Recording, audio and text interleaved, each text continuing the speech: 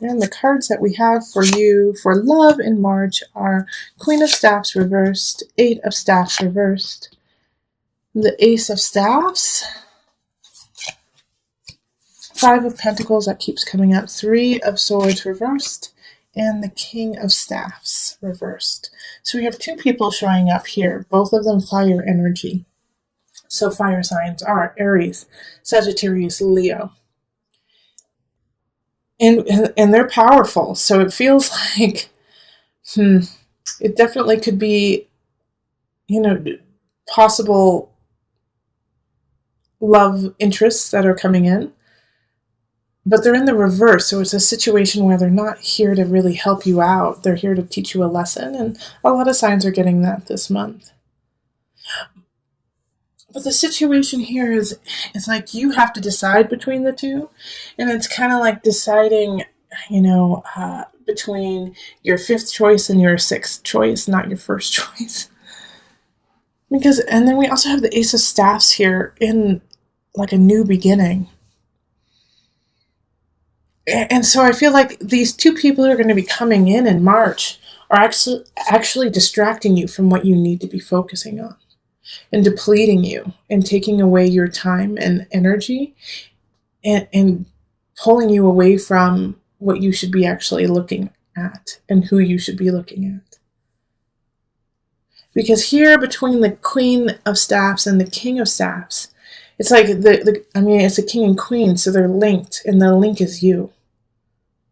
But you feel like you don't have any choice between the two. It's like you can only choose from the two, and that's it. And that's not true. In fact, choosing one or the other is not the right choice, actually, because we have the Ace of Staffs up here, and this is a new beginning. This is a new connection with a fire sign, actually. So I actually feel like there's a third choice here, and this third choice is coming up as the Ace of Staffs, especially with this Three of Swords in reverse. Like Three of Swords often has to do with deception, has to do with a third party, and since it's in the reverse, you're not focusing on this third party when you should be. So you actually have three choices popping up, even though you feel like you only have two. And two of them are really cunning and really exciting and funny and hilarious and sensual and just, in your face, fun. But you feel exhausted when you're with them. Like it's exhilarating, but then when they're gone, you're like, oh, depleted. Both of them. But this Ace of Staffs, this third choice over here, makes you feel the opposite. Makes you feel connected. Makes you feel like there's hope, gives you hope, makes you feel hope. But this person isn't appearing as a romantic relationship. They're not offering a romantic relationship to start off with, I think. I think they're, they just want to be around you. And so they're not promising you the moon and the stars like this Queen and King are, even though it's false. But this third party is like, I just want to hang out with you. I just like being with you. You make me happy. And they're not saying relationship, let's move in together, let's get married. They're not saying any of that, while these other two people are. And the person who's, not promising you anything and just says, I enjoy you for you, is the right choice, even though they're not, they don't want to get in a relationship right now, which is smart. Scorpio, which is smart. So try your best to kind of leave these two in the dust in March. Those two people who are, I love you, you're the one for me forever, and you've only known them for a hot second. Leave them in the dust and connect with this person who just wants to be around you, enjoys you, and is honest with you about that, and is honest with, I just like you. I just like being with you. That's perfect. That's where it should be. So let's pull two universal love cards for you. Okay. Golden memories. And meditation. So for some reason, for the love readings, I haven't been reading what the book says for any of these, but my guides clearly said you need to read Golden Memories for Scorpio. So I'm going to just listen to them and read it to you. For some reason, you need to hear this because they can say it better than I. So, golden memories. Someone is thinking fondly of you this very moment, reflecting on golden memories, past and precious moments spent together. He or she is someone dear to you who has passed into the world of spirit. They want you to know that all is well and that time and space cannot separate that which is united through love. For the loving presence of those we love is always with us. A part of them lives in your heart, and a part of us lives in theirs. We all leave our physical body at some point, but we never leave our spirit. Oh gosh, like that almost brings tears to me for you, Scorpio. Oh gosh, yeah. So here, let me just expand on that. And that I am so thankful to my guides for sending that, to me, to you. Because this Queen of Staffs and this King of Staffs are going to play on a wound, are going to play on this part of you that feels a little empty from this loss. That's going to, they're going to pretend to fill the void for you. All right. And this void is not something that needs to be filled by them. It is something that needs to be honored and cherished as a connection with someone else that you can no longer have. And this third party over here, this third connection, just is and feels your heart. And it's not in a way of feeling a void. It's like this separate feeling of like they're home. It's not about feeling a void. It's that they feel like home. So if you feel conflicted, if you feel confused, like that you have no choices, Scorpio, then this is where the meditation comes in. Sit with yourself and sit with your ancestors, sit with your guides, and let them speak to you and hear them. Okay? So let's go on to the couple reading. Hello, my Scorpio couples. How are you? All right, so let's get into this. This is for a Scorpio couple, so at least one of the people should be a Scorpio in order to watch this. All right, so we're going to call in the highest of light, the highest of energy to guide us, calling in the divine. What's going on for my Scorpio couples? What's happening in their realm? Okay.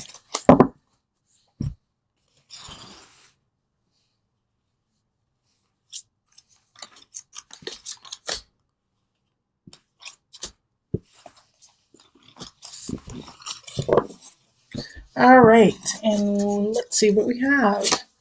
We have the Page of Staffs reversed. We have the Wheel of Fortune reversed. We have the Four of Cups reversed. Then we have the Eight of Swords, Seven of Pentacles reversed, and the Four of Staffs reversed. Okay. So first and foremost, let me just say you are not alone. Looking at this reading, it's very similar to a lot of the other signs, actually. And we are all connected, so that's why. But I have this Page of Staffs energy, and so those who are married or not even married, who are just a couple and have a child together, you're going to have some tough times with that kiddo. Okay, they're going through a tough month, and it's going to affect your relationship. All right, and you're going to blame yourself. Of course, you're going to say, "What did we do wrong? How come they're not thriving? It must be our fault. We didn't plan right." And you're going to create like this whole thing of it's our fault that our child is going through a huge, transformation. And then you're going to feel kind of like, what do we do now? How are we going to solve this? And the first thing you're going to have to do is stop it. Stop this. Like, what did we do wrong? How can we solve this? And just be present with your child, okay? And be present together, because the relationship is going to get rocky if you guys go through that self-deprecation of like, we are horrible parents. Maybe we shouldn't even be together. Obviously, co-parenting together, we're not doing great. But the truth is, no, you just need to relax, okay? You need to relax and get yourself out of that mindset and be present. That's the big part of this. Now, if you don't have a child, somebody's going to be acting like a child in the relationship. And once again, you have to be present for this, because a Page of Staffs in reverse is either receiving a message that is emotionally charged, like that fires you up, that makes you angry, that makes you really anxious, but just kind of throws you for a loop and makes you kind of go into a tizzy. Or it's a child, a child who is going through like like an emotional kind of personal issue that causes them to act out, that causes them to release anger and act out in anger, and maybe even be kind of like a joker in a way, and try to cover it through comedy, through acting like a goof, so much so that they put themselves in danger. Okay? But with the Wheel of Fortune in reverse, the Wheel of Fortune always is turning. So you have the tools that you need to get through this, because you've been through this before.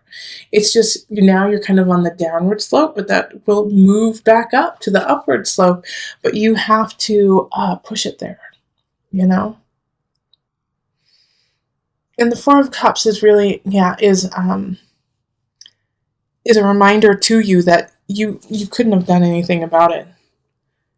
There's nothing that you could have done in the past that would have changed what is happening. But the only thing that you really need to recognize too is that how you react to it is up to you. All right, Eight of Swords is warning that you are going to create that prison and create that situation where you are hating on yourself and that you can't get out of it. But you can if you just look up and you have faith in yourself. Because as soon as you stop saying, I can't solve it, and you say, okay, what's the situation? How am I going to take care of this situation?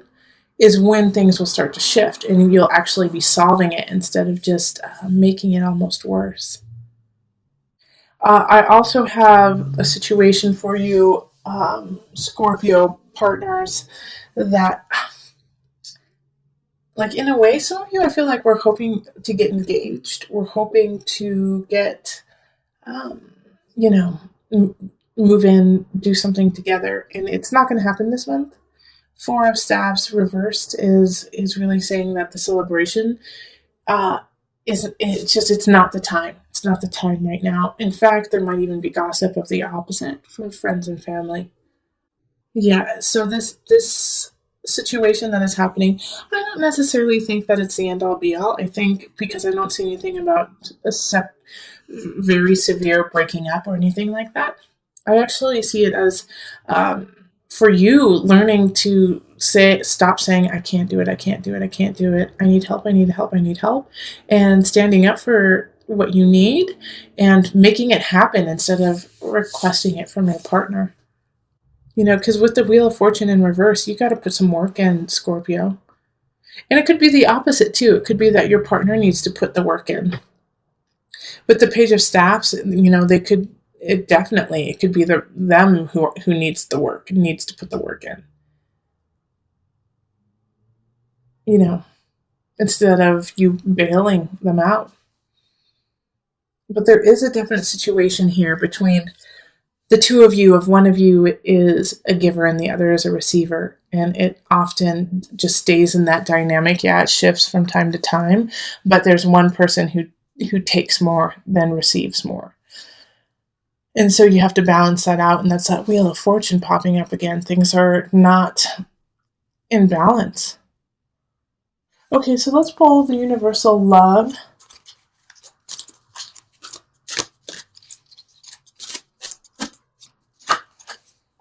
All right, so physical body and abundance. Okay, lovely, Scorpio.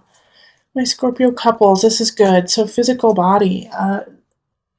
So the situation that's popping up here, you may actually feel sick in March. You may actually feel like ill, get like a cold or the sniffles because of trying to figure out what to do and how to solve it. But as soon as you kind of detox the situation, detox what's happening, man, you guys are going to be awesome. You guys are going to be the bomb. Because abundance is there. You are so fulfilled with each other and with yourself. So this detox that's happening,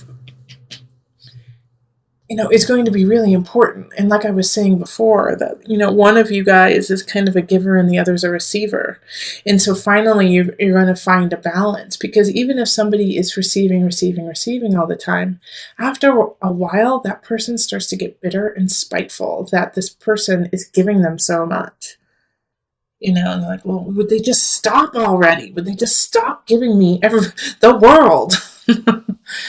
Because there's a part that is so satisfying to also give. And so if you're always receiving and you don't have space to actually give, then it also feels incomplete. So if you're on that side of like telling your partner, be like, you know what, just stop. Let me do this. Let me do this so that I can help you out too. All right.